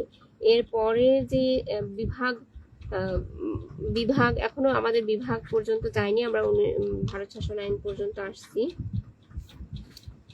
আমরা আরেকটু আগাই, হ্যাঁ, আমরা স্বাধীনতা বা ইসের আমাদের ভারত বিভাগ স্বাধীনতার আগ পর্যন্ত একটু যাই, একটু আর এখান থেকে বেশি নাই, অল্প একটু আর কি আছে। তো এরপরে হচ্ছে 1937 সালের দিকে 1935 সালে ভারত শাসন আইন হয়। তারপরে 1936 সালে 1936 সালে একটু আমি দ্রুত যাচ্ছি, 1936 সালে হচ্ছে কৃষক প্রজা পার্টি হয়, কৃষক প্রজা পার্টি হয়। এই 1937 সালে এটা এই আইন, 1935 সালে ভারত শাসন আইন শুরু হয়, এটা 1937 সালে গিয়ে এটা কার্যকর হয়, হ্যাঁ। আর এর পরে মাঝখানে 1936 সালে হচ্ছে কৃষক প্রজা পার্টি প্রতিষ্ঠিত হয়। তো এটা কে প্রতিষ্ঠা করে? এটা হচ্ছে যে এ কে ফজলুল হক, শেরে বাংলা এ কে ফজলুল হক, এ কে ফজলুল হক। মুসলিম লীগ আর হচ্ছে কৃষক প্রজা পার্টি কোয়ালিশন সরকার হিসেবে গঠিত হয়। অবিভক্ত বাংলার প্রথম মুখ্যমন্ত্রী নির্বাচিত হয় কিন্তু এই যে এই এ কে ফজলুল হক, ঠিক আছে। এখানে এটার সাথে আরেকটা জিনিস নোট করে নেবেন, সেটা হচ্ছে অবিভক্ত বাংলার শেষ মুখ্যমন্ত্রী নির্বাচিত হন কে? হোসেন শহীদ সোহরাওয়ার্দী। প্রথম মুখ্যমন্ত্রী হন হচ্ছে এ কে ফজলুল হক আর শেষ মুখ্যমন্ত্রী হন হচ্ছে হোসেন শহীদ সোহরাওয়ার্দী। তারপরে হচ্ছে ওনার এই যে এ কে ফজলুল হকের সময় ওনার আর কি মন্ত্রিসভা চলাকালীন উনি যতদিন আর কি মুখ্যমন্ত্রী ছিলেন ওই সময়ই হচ্ছে ফ্রাউড কমিশন হয়, তারপরে হচ্ছে ঋণ সালিসি বোর্ড গঠিত হয়। তারপর উনি থাকাকালীন হচ্ছে প্রাথমিক শিক্ষা আইন প্রণয়ন করে এবং ঢাকায় ইডেন কলেজ প্রতিষ্ঠা করা হয়, ঠিক আছে। এটা হচ্ছে ওনার প্রথম মন্ত্রিসভা শুরু হয় হচ্ছে 1938 সালে। প্রথম উনি দুইবার আর কি মন্ত্রী হন, মুখ্যমন্ত্রী হন। প্রথমে হচ্ছে 1938 সালে প্রথম মন্ত্রিসভা আর কি ইয়ে করেন, তখন ক্লাউড কমিশন হয়। এরপরে গিয়ে 1941 সালে উনি আবার দ্বিতীয় মন্ত্রিসভা আর কি ইয়ে করেন 1941 সালের দিকে। তো তখন হচ্ছে 1941 থেকে 43 সাল পর্যন্ত আর কি ছিল, 43 পর্যন্ত ছিল, পরে গিয়ে আর কি এটা মন্ত্রিসভার পতন হয়। আচ্ছা, এরপরে হচ্ছে লাহোর প্রস্তাব। লাহোর প্রস্তাব, তাহলে আমরা 1936 থেকে 35 থেকে 30-এ গেছি, 36, 37 এটা কার্যকর হচ্ছে। এরপরে 1939 সালের কাহিনী, 38 পর্যন্ত আসছে, 1939-এ হচ্ছে লাহোর প্রস্তাব হয়। লাহোর প্রস্তাব, এই লাহোর প্রস্তাবে হচ্ছে মোহাম্মদ আলী জিন্নাহ ঘোষণা করেন 1939 সালে। মোহাম্মদ আলী জিন্নাহ ঘোষণা করে যে হিন্দু মুসলমান দুটি আলাদা জাতি, এই দ্বিজাতি তত্ত্বের ভিত্তিতে আর কি উনি ইয়ে করেন যে 1940 সালের দিকে, 1940 সালে লাহোর প্রস্তাবটা কিন্তু 1940 সালে হয়, 1939 সালে আর কি স্টার্ট করে মোহাম্মদ আলী জিন্নাহ। আর লাহোর প্রস্তাব হয় 1940 সালে 23শে মার্চ। 1940 সালে 23শে মার্চ লাহোরে মোহাম্মদ আলী জিন্নাহর সভাপতিত্বে মুসলিম লীগের আর কি বার্ষিক একটা অধিবেশন হয়। বাংলার তৎকালীন মুখ্যমন্ত্রী শেরে বাংলা কে ফজলুল হক ওই অধিবেশনে আর কি তখন উনি ঐতিহাসিক লাহোর প্রস্তাব উত্থাপন করেন। আর লাহোর প্রস্তাবের মূল যে কথা ছিল সেটা হলো উপমহাদেশের উত্তর পশ্চিম এবং যে পূর্বাঞ্চলীয় যে মুসলিম এলাকাগুলো আছে ওই এলাকাগুলো নিয়ে একাধিক স্বাধীন এবং সার্বভৌম রাষ্ট্র গঠন করতে হবে। অন্য কোনো ব্যবস্থা আর কি মুসলমানদের নিকট গ্রহণযোগ্য হবে না। লাহোর প্রস্তাবে পাকিস্তানের কথা কোনো উল্লেখ ছিল না। তারপরেও পাকিস্তান কিন্তু তখন কি এই প্রস্তাবটাকে পাকিস্তান প্রস্তাব নামে আর কি পরিচিত হয়। প্রস্তাবে সংশোধন করা হয় এবং তখন একাধিক রাষ্ট্রের পরিবর্তে একটা মাত্র রাষ্ট্র গঠনের সিদ্ধান্ত নেওয়া হয়। আর এই প্রস্তাবের ভিত্তিতেই তখনই আর কি পাকিস্তান রাষ্ট্রের আর কি সৃষ্টি হয়। ওই সময়ই আর কি পাকিস্তান রাষ্ট্র হয়, এই লাহোর প্রস্তাব থেকে পাকিস্তান রাষ্ট্রের জন্ম হয়। এরপরে হচ্ছে ক্রিপস মিশন। ক্রিপস মিশন হচ্ছে 1942 সালের কাহিনী। ক্রিপস মিশন 1942 সালে হয় কি ক্রিপস মিশন। আমি সাল অনুযায়ী যাচ্ছি তাহলে মনে রাখতে আরো সুবিধা হবে। ক্রিপস মিশন 1942 সালে, এটা দ্বিতীয় বিশ্বযুদ্ধের সময় জাপান হচ্ছে মিত্রপক্ষের বিরুদ্ধে যুদ্ধ আর কি যোগদান করে। তখন জাপানি আক্রমণের বিরুদ্ধে এ দেশীয় সাহায্য সহযোগিতা লাভ করার জন্য তৎকালীন যে ব্রিটিশ প্রধানমন্ত্রী ছিলেন চার্চিল, উনি হলো ক্রিপসকে হলো এই উপমহাদেশে 1942 সালে প্রেরণ করে। তিনি রাজনৈতিক সমস্যা সমাধানের জন্য ব্রিটিশ সরকারের পক্ষে কয়টা প্রস্তাব নিয়ে আসে, ওই প্রস্তাবটাই আর কি ক্রিপস প্রস্তাব নামে পরিচিত। এরপরে হচ্ছে ভারত ছাড় আন্দোলন, এটাও 1942 সালে ভারত ছাড় আন্দোলন, 1942 সালের এই কাহিনী। ভারত ছাড় আন্দোলন এটা হচ্ছে কি, ওই যে যখন ক্রিপস মিশন আসে, ক্রিপস আসে, এসে ওনার প্রস্তাব জানায়, ওটা তো ব্যর্থ হয় 1942 সালে আগস্ট মাসে মহাত্মা গান্ধীর নেতৃত্বে ভারত ছাড় আন্দোলন, ভারত ছাড় দাবিতে আর কি ইংরেজ বিরোধী আন্দোলন শুরু হয়। আর 1943 সালে গিয়ে একটা হয়, দুর্ভিক্ষ হয়। 1943 গিয়ে দুর্ভিক্ষ হয়। তখন হচ্ছে দ্বিতীয় বিশ্বযুদ্ধের সময় জাপানিরা আর কি বার্মা দখল করে, তখন এই বাংলা থেকে চাল আমদানি বন্ধ হয়ে যায়। পক্ষান্তরে বাংলার খাদ্যশস্য ক্রয় করে বাংলার বাইরে আর কি শূন্যদের পাঠিয়ে দেওয়া হয়। কিছু অসাধু ব্যবসায়ী, লোভী মুনাফাখোর ব্যবসায়ীগুলো ছিল, তারা খাদ্য গুদামজাত করে ফেলে। তখন অনাবৃষ্টির কারণে বাংলার আর কি খাদ্য উৎপাদন বন্ধ হয়ে যায়।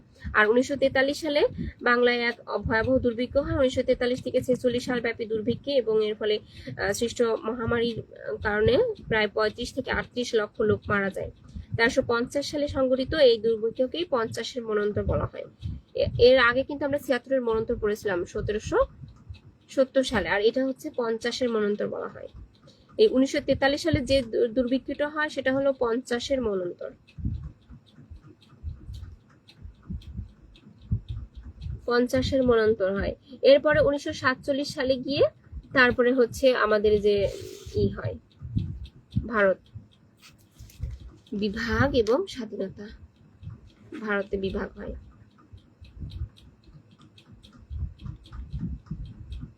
ভারত বিভাগ 1947 সালের 18 জুলাই। 14 আগস্টে পাকিস্তান হয়, স্বাধীন হয়। আর 15 আগস্ট হচ্ছে ভারতের হাতে ক্ষমতা হস্তান্তর করা হয়। তো তখন হচ্ছে পাকিস্তান ভারত দুইটা স্বাধীন এবং সার্বভৌম রাষ্ট্রের হয়। তখন ভারতের স্বাধীন পরবর্তী ভারতের প্রথম গভর্নর জেনারেল ছিলেন কিন্তু যে লর্ড মাউন্ট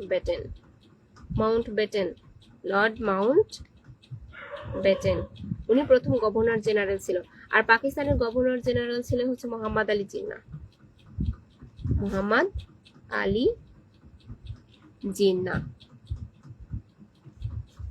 তো এই হচ্ছে মোটামুটি আমাদের 1947 সাল পর্যন্ত, ভারত বিভাগ পর্যন্ত। এরপরে আর কি শুরু হয় আমাদের পাকিস্তান আমল। তো আমরা নেক্সট ক্লাসে পাকিস্তান আমলটা আর কি দেখবো।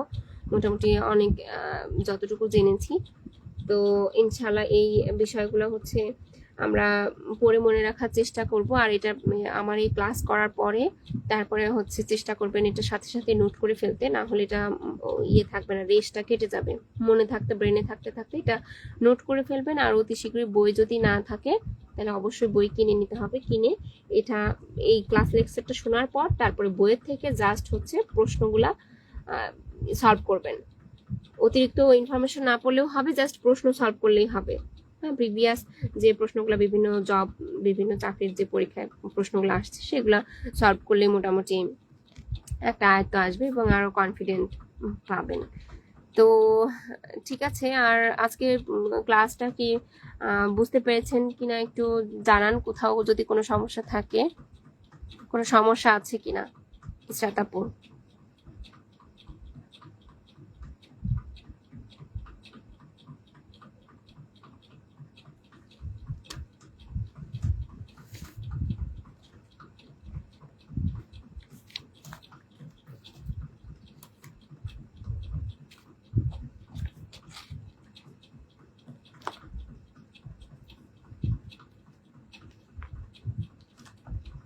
ওকে আপু, যদি সমস্যা না থাকে তাহলে আজকে আমরা এই পর্যন্তই ক্লাসটা এখানে ক্লোজ করব।